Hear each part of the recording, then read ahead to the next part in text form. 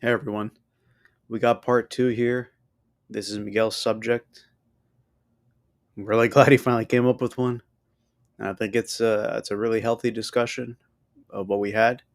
And once again, don't forget to like, subscribe, follow us on all the platforms: YouTube, Apple Podcasts, Spotify. And enjoy this one, folks. Thanks for listening, and we'll see you in the next one. All right, boys. We were back for this very intriguing, interesting segment that we've come up with so far. And what I want to talk to you guys about is, or hear from you guys on opinions and statements on the future of the Houston Texans and their star, soon to be star, if not star already, Already, I QB think he's already a star. CJ Shroud. Yes. And I just wanted to talk about more on where their future lies and how they come far from Bill O'Brien. Bill O'Brien demolishing the team. Well, I Yes. can't say demolishing it because he did have a good team on what was it? I think 2019 was one of the top teams that they had as a franchise, and then I think after that it just imploded. Um, I just kind of want to just take on like how far they've come from that year at least or that time frame to now in terms of just getting draft picks and just actually just getting good players through the draft and just becoming a playoff team this year and probably going forward. I think they're going to continue to keep going to playoffs. I think D'Amico Ryans is a great coach and they have a good staple and they have I think a draft pick in what the round was it? I think 23rd pick. And if they can continue with the drafting really well, I think they could even push a little bit further than they did this year. Um, I just kind of know. I kind of want to know where you guys stand in terms of that era of Bill O'Brien up to where now. Um, what do you think he's missing?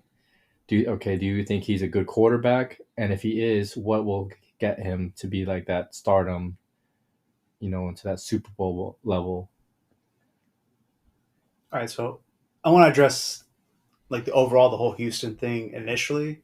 To me, that draft last year was about as close as you're going to get to that stupid movie Draft Day, Yes. where like they did all these trades and da da da. But the fact that they got CJ Shroud and Will Anderson, and they're basically saying these are our cornerstones moving forward.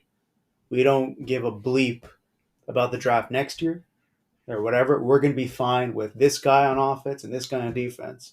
And oh, by the way, we got Derek Stingley, or I forgot his name, the kid from LSU, the cornerback, who was injured a lot in college, but everybody knew like this kid, if he's healthy, He's gonna be good. he's gonna be good. And you've seen like, I'm not saying he's like Patrick Surtain Jr. or any of these guys, but he is a really, really good. Like he's just like on the cusp of being like an elite. He's a lock.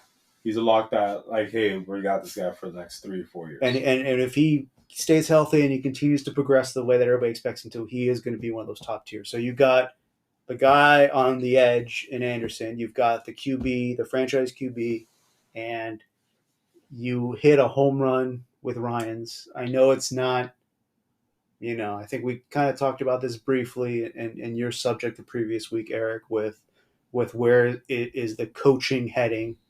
And, outside of like these old school guys, like, even Dan Quinn was hired, but I think, you know, D'Amico Ryans' success is what allowed the kid from Baltimore to be hired by Seattle, and for even Dan Quinn to get a second job because we did have those years where everybody had to be an offensive coordinator. Like whoever touched Sean McVay was hired.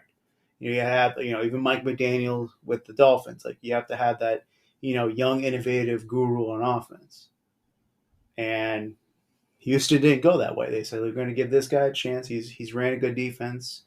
Yeah. Granted, there's a ton of talent in San Francisco, but he ran a good defense, and we'll see where we go from here. I think that division is easy for them. I think the future is bright for Houston because I mean, what's their competition in that division? I mean, that's the same one as Jacksonville, right? Um, You got Jags, you got Colts, and Colts, you got Jags, Colts, and Texans, Tennessee. Tennessee. I mean, come on. For the next I mean, get that. for the next 5 years, I think they're gonna your win the biggest division. competition is Jacksonville. So they're winning division. Well, because I think Indianapolis I think really. Colts, I think Colts got hot at the end there, and I think they missed their window though with that offensive line, like that. Right when Andrew Luck retires, about 2 years later, they had like the best offensive line in the NFL, but they didn't have they did the whole Phillip Rivers and Matt Ryan and and now that offensive line isn't the same. So you kind of missed your window on that. We're gonna have to start rebuilding, that elite offensive line. And is Anthony Richardson really going to be great? We don't know because he played what 4 games, if that. On IR, I think after like the 4th week. Yeah, so I think in terms of what you're saying, Miguel, I think the future is bright for Houston. That's one of those if everything breaks right, they're going to be like the Patriots of that division. I'm not saying they're going to go to the Super Bowl every year, but like they should be the head of the class in that division. For the next few years, and every year, you might have the Jets version, like Jacksonville might pop up every once in a while because you got Trevor Lawrence, and maybe Anthony Richardson might actually be a big deal. But I just think Tennessee's not that great. I think Houston or Indianapolis has issues with Jim Irsay as the owner due to all his personal issues and how they're building that team. So I mean, they hit a home run over the past 2 drafts.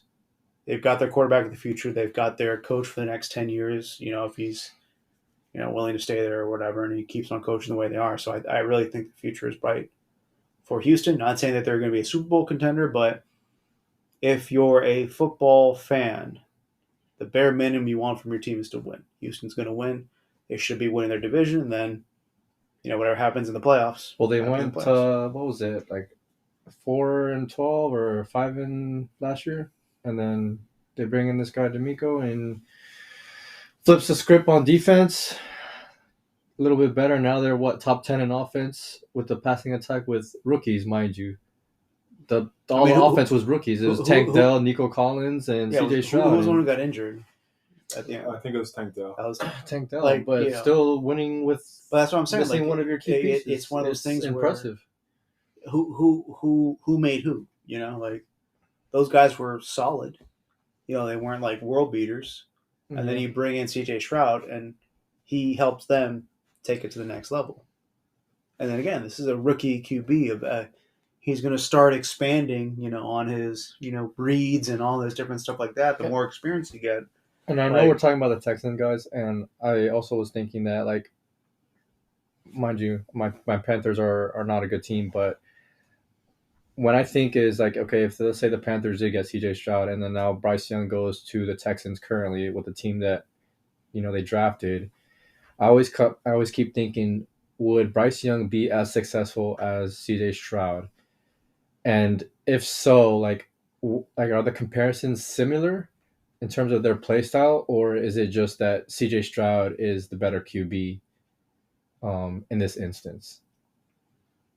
So, Eric, your thoughts on the QB carousel there between back and forth? I mean, CJ looks good. I think that what we're looking at is that he has 1 year under his belt. There's film on him now. Throughout the time going through the off season and getting prepared for the next season, teams are now aware of his talents and what he can do. There's always that thing of the sophomore slump when quarterbacks come out of college being super successful. It's historically known that the second year is always the hardest for a quarterback, due to the fact of what I was just saying, that you have film now, people know your tendencies, what he's going to do. This is probably what's going to separate himself, and hopefully the Texans are looking at that he learns from it and he's able to adjust what the defense is doing for him. I'm a big Trevor Lawrence guy. I look at that division. I know that you guys see them winning. I don't know if I do see that. I think it's Well, Trevor Lawrence wasn't healthy, right? Trevor the Lawrence, whole season, the like, he ankle and then he the just seemed shoulder, very off the so- whole season. Like, he wasn't playing how he was last season. You saw the potential the first Like, year yeah. with Yeah, and who? Urban? So if he was no, the first year. if Lawrence Doug is healthy, Yeah. if Lawrence is healthy, then he's going to give a run for the Texans money. But that's what I was saying. What I was talking about. The only team they really have to worry about is Jackson. Yeah. Like, Well, Jacksonville has been. It's proven that they can be something. yeah. The Colts is still up for grabs, and the Titans are still rebuilding. Yeah. Like they're going to start rebuilding now. Yeah. So you're absolutely right about the division still being up for grabs, but I just don't think that it's going to be that easy for them necessarily. Just because of what's in the division. They did in that win. conference too. They were 3 of 2 in their division this past year. As a rookie quarterback, that's an amazing job. And also they hit on draft picks. They look great. Now, moving forward, it's the adjustment and the growth. Now people know you are good. And What's that's crazy is that the expectations that they had coming into the season, we didn't think they were going to be this good or even make the playoffs, period. They looked at the Texans were a consistent trap game for good teams. Yes. It's the Texans. We got them. And then Ladies and gentlemen, we got. Nice. No, but I think I guess the only thing that I would say to counter that point of like if it's going to be a struggle, the sophomore slump, like what's Anthony Richardson going to run into? You know, what's Will Levis? I mean, I'm assuming he's going to be the starter. That's the only reason why I'm saying that it's going to be easier for them in the sense of like that's I was trying to make the comparison to the Patriots because they always had a thorn in their side, whether it was the Jets, or like the Dolphins in December. For some reason, we would always beat the Patriots. Yeah, absolutely. Like they're I think they are good. Like it's always going to be them versus the Jaguars. Yeah, those But- are the two heavy hitters Yeah. of their division. Yeah. Now, if I had to choose going into this, like after everything that has happened in that division of this past season, do you feel confident with a healthy Trevor Lawrence, with Doug Peterson, and the weapons that they have in Calvin Ridley, Christian Kirk? Also, that was another thing. Is Evan Ingram on that team too? Evan Ingram ate like crazy towards the end because of Christian Kirk's injury. You also have the running back from the Jags. What's his name? Etienne. Yeah, Etienne. The older one. But they didn't use Bigsby that much, huh? And he was high. They were high on him coming into the season. He's really good, but that's what and the Jags defense. I don't know what happened to them, which is probably why they weren't. But I mean, they pretty much just have what's his name, Josh Allen, and what's the other kid they drafted early on the edge. Yeah, but you said Josh Allen's not elite. No, the defensive end. Oh, sorry. You guys didn't know. There's previous podcasts. We have an episode with Josh Allen's elite. Question mark? No, but they have another defensive end that they drafted early. Was it I know. Jalen Carter? No. Anderson? No. No, it's Carter? No. He's a Georgia kid. I know that he. But the point that that's all they have, I think, on defense. The point that I'm trying to make is that the Jags on the back end of the season, they were dealt with the injury bug. They were dealt with not the team being fully healthy, which is something that every team has to deal with because the Dolphins dealt with that. But I think the most worrisome thing is the thing you brought up, Eric, a previous podcast is Doug Peterson losing the locker room. Oh yeah, so that's another thing. Which that's another thing as well. But what happens if Trevor's healthy, that might heal. Yeah, winning. But you did bring his, that up, and I think that is a good point. That like they have a lot of things to look up to if Trevor stays healthy. But if there's like if they start off the season, like I don't know, 2-4 or something of that matter, then you're losing the locker room. You're gonna start hearing stuff. Rumblings are gonna be. That seat's gonna get real hot. I think that's a very underrated thing that you did bring that up. Is where's this team? It's all about in terms of Doug Peterson. But that team is built like that on offense. Yeah, on offense it's built. Yes. Yeah. But it goes into going back into the Texans is the Texans are a young team and they're growing, and with the success that they had this past season and getting postseason experience, it does grow, and you're getting that experience. Now, that being said, would you rather trust the Texans of all these sophomores that you got that just recently went through that success, and a lot of teams didn't expect that going into this next season, or would you rather take the route of the Jags and and the Jags just being healthy going into next season?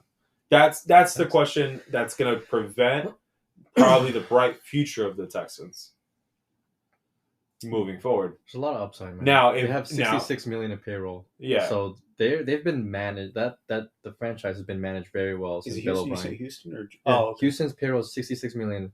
So on top of the draft picks that they've been getting, and all this cap space, I think they have the most cap space again this year. And they have a really good left tackle. Oh man, what team was he? He built the Dolphins.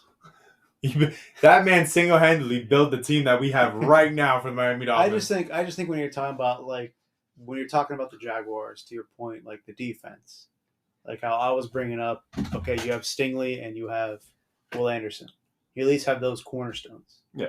And I think that's the difference between the two teams in terms of who's better and who's not. At the end of the day, at the end of the day, I believe defense has to win games, and the Texans have the better defense, and they're literally a couple draft picks from both offensive line and defensive line away from being the top tier contender. I do think you do, if you want to keep this going for Houston, you do need to bring in some more. But they have to sign veterans with the $66 million. Like, you have to sign impactful veterans. I mean, I didn't really get to follow the Texans as much, and I mean, I don't know how their O-line looks. I think their running back room is somewhat decent. They have David Singletary. Is that his first name? I don't know if it's Dave or David. They have Singletary. Yeah. You're gonna need something else. They lost to the Lions, right?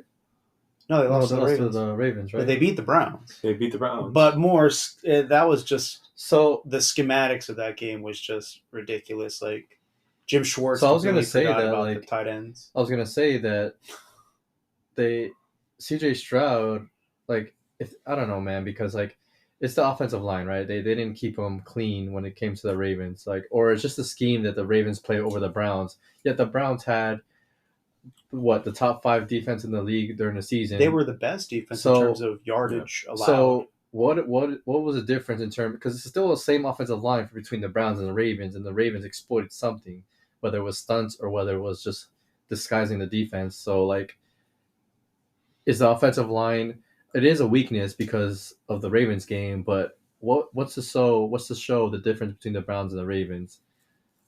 I do think it was the schemes, in the sense of Schwartz really didn't. So you're saying you like the Ravens defensive scheme? Well, yeah, that's why they. Which, mind you, I think we picked up the defensive. He's our defensive coordinator now, isn't he? No, he coached the defensive line, but he still is going to have the same scheme. Well, you never know. So. I mean, just because someone coaches safeties doesn't mean I just want to throw that out there.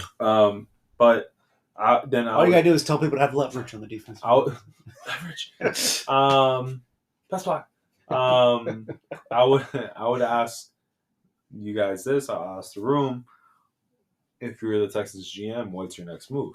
I think you do have to get some sort of veteran wide receiver, in the sense of, okay, to your point about the sophomore slump sort of thing, teaching these guys how to win the preparation. I mean, your boy said it best in Dan Campbell. I believe in the post game, he basically said to his team, it's going to be a lot harder next year because everybody's gunning for you. It's different when you're sneaking up on people.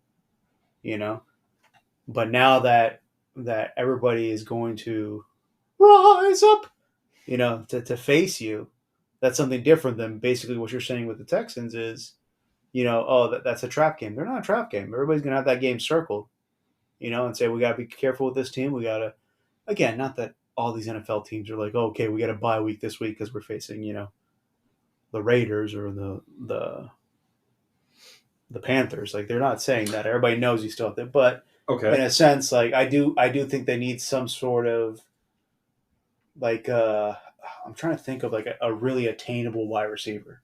Like, because I don't want to say something ridiculous like you have to get like Tyler Boyd or T Higgins. Get one of those guys from Cincinnati. Like, I'm not saying do that, but like get someone like. I mean, I wish Barkley? I wish they could get. That's too much money. I wish they could get someone like D Hop again. And this, but like I can't remember what contract he signed. Mike Evans, Tennessee. That he's gonna be a free agent. I mean, it is a nice veteran. Does Tampa let him go, or does is Goodwin? Is Chris Goodwin a free agent too, or no? Chris Godwin?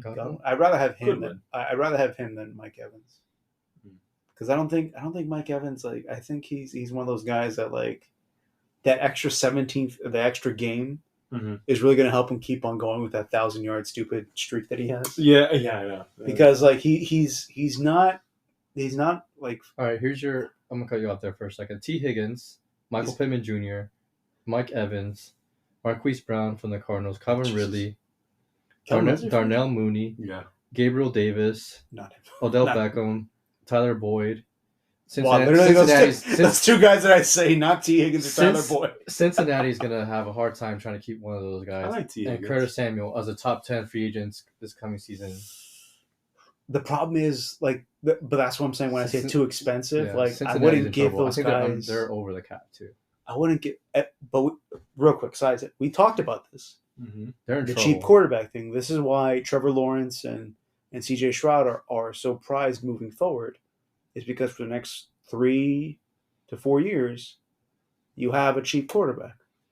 We told the Cincinnati fans, enjoy it while it lasts, because now, and the same thing's going to happen with Buffalo. Now that Allen's cap hit is going to be $48 million, nasty. It's going to be a problem. They're negative. Enjoy those 3 wide receivers. And you know what? They're going to cut, what's his name too, the running back in Cincinnati. Mixon. They're going to cut him. So now there's going to be a completely different team next year in Cincinnati, and we'll see how they go. But, I mean, I wouldn't really go after T. Higgins or Tyler, because that's going to be too much money. I don't think you should invest that type of money in those guys. So you would probably say go for a guy that's obviously you would want a cheaper guy. I think Mike Evans would be a great fit. But He's got the size, but Mike Evans is going to. I think he's still going to command money.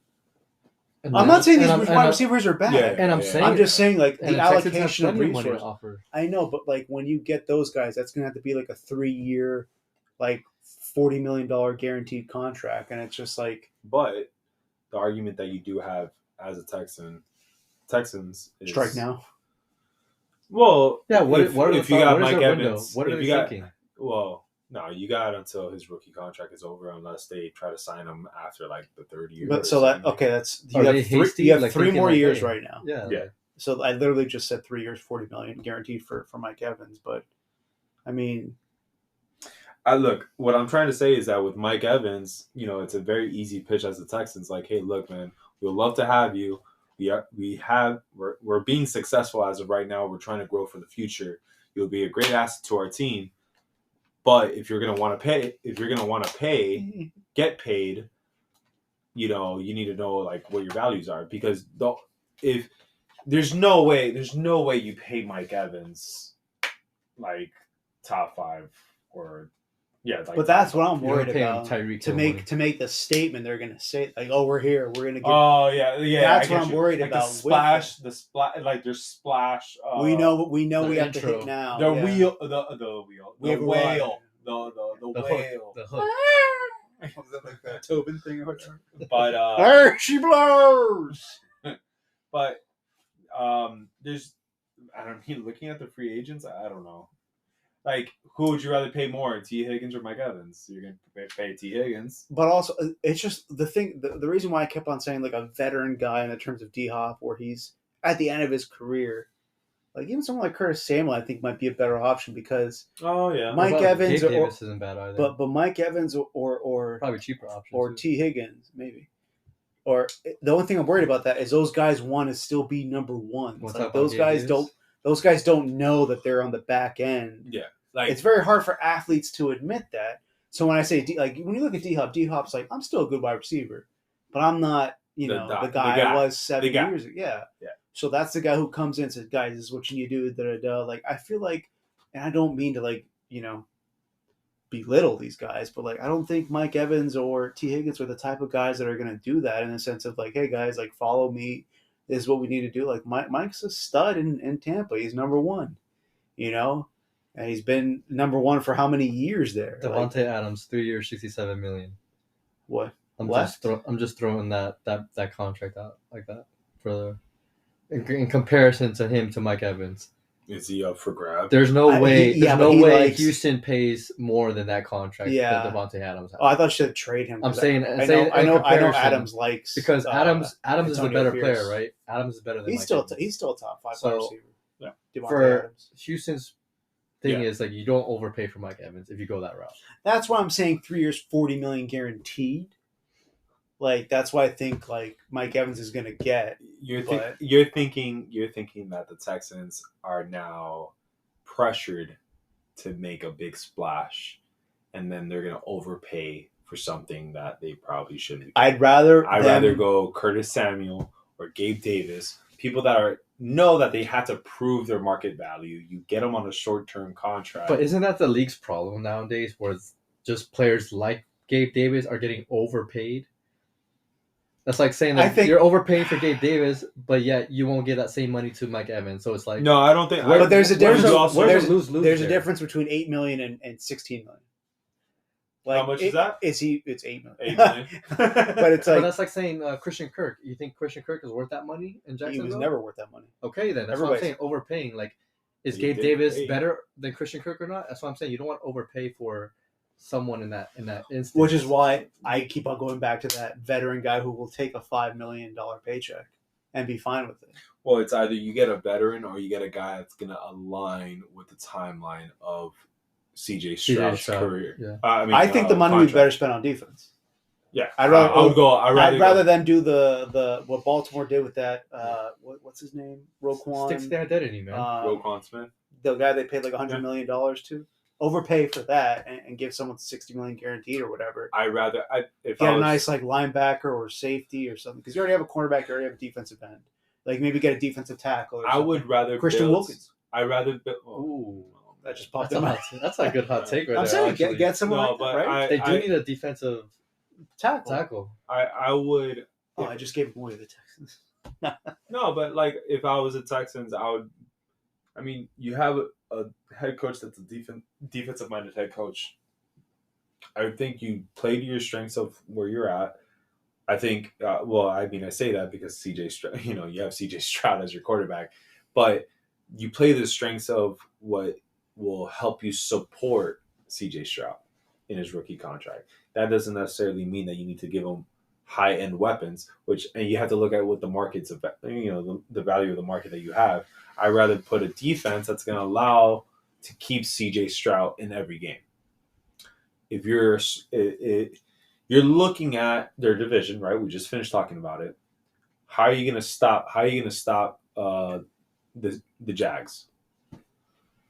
Defense. How are you going to do? It's just defense. I think that the offense is already dynamic of what it is. There's going to be growing pains throughout next season, but I rather prefer a defense and have D'Amico Ryans with his experience coach that defense up. Real quick, the last thing I'm going to say is I really think they should give Christian Wilkins like the Ndamukong Suh type contract where it's like 6 years or whatever, but to fit the timeline of CJ Shroud, it's basically a 3-year, $65 million guaranteed contract. And you go from there. You get your defensive stalwart in the middle because, again, linebackers are kind of like I don't want to say dying breed nowadays, but you depends what type of linebacker. You get a nice defensive lineman to go with your stalwarts on the end or whatever. All mock drafts point to Texans at 23rd, picking Byron Murphy from the Texas Longhorns. Oh, jeez. Okay.